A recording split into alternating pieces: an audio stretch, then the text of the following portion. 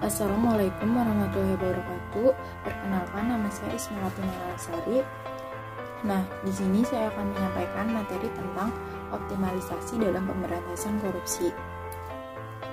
Korupsi terjadi pada berbagai sektor dan juga kekuasaan eksekutif, legislatif, dan yudikatif, serta sektor swasta. Oleh karena itu, pemberantasan korupsi merupakan salah satu fokus utama pemerintah dan bangsa Indonesia.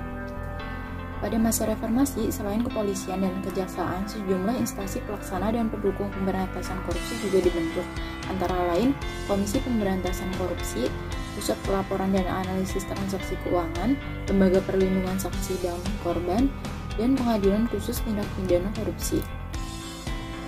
Tindak pidana korupsi setidaknya ada 8 kelompok delik korupsi, yaitu kelompok delik yang dapat merugikan keuangan negara atau perekonomian, kelompok delik penyuapan, kelompok delik penggelapan dalam jabatan, kelompok delik pemerasan dalam jabatan, kelompok delik pemalsuan, kelompok delik berkaitan dengan pemborongan, referensir dan tekanan, kelompok delik gratifikasi, dan kelompok delik yang merintangi dan menghalang-halangi penanganan perkara korupsi.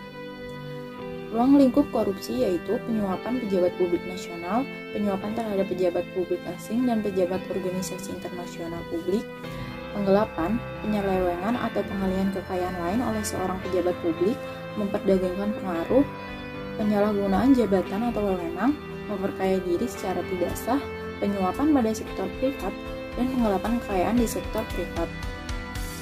Adapun strategi yang perlu diterapkan dalam upaya pemberantasan korupsi yaitu peningkatan integritas dan etika penyelenggara negara, pemantapan dan percepatan reformasi birokrasi, penguatan budaya anti korupsi masyarakat, dan penegakan hukum yang tegas, konsisten, serta terpadu.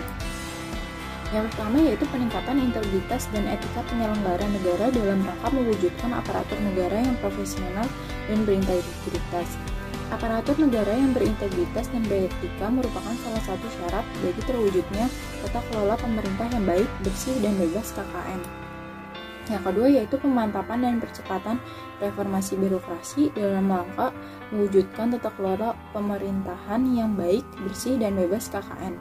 Reformasi birokrasi mencakup 3 aspek pokok, yaitu yang pertama aspek kelembagaan atau organisasi, kedua aspek ketata laksanaan atau business process, yang ketiga aspek sumber daya manusia atau aparatur.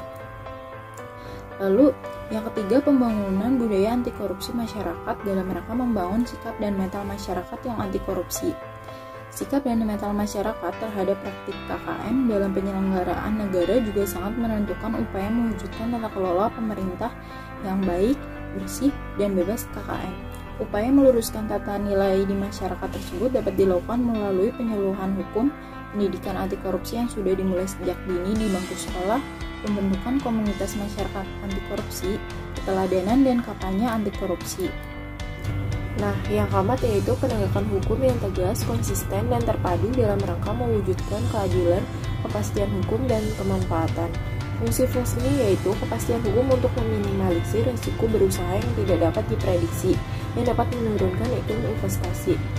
Penegakan hukum yang tegas, konsisten, dan terpadu akan menimbulkan efek jerah sehingga dapat mencegah seseorang yang hendak melakukan korupsi.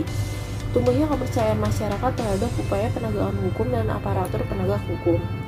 Kesimpulan dari pembahasan di atas yaitu adanya berbagai ketentuan, kemudian dibuatnya kesepakatan bersama, memperkokoh keterpaduan dan kebersamaan dalam pemberantasan korupsi, pada gilirannya akan membawa dampak positif dalam mengoptimalkan pemberantasan korupsi di Indonesia.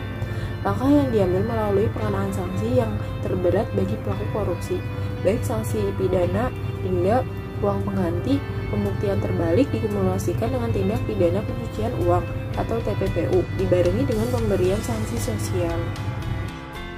Nah, itu saja yang dapat saya sampaikan. Pesan dari saya yaitu ditunda pemimpin yang bebas korupsi, disitulah masa depan negeri. Jadi kita sama-sama melawan korupsi di Indonesia. Terima kasih. Wassalamualaikum warahmatullahi wabarakatuh.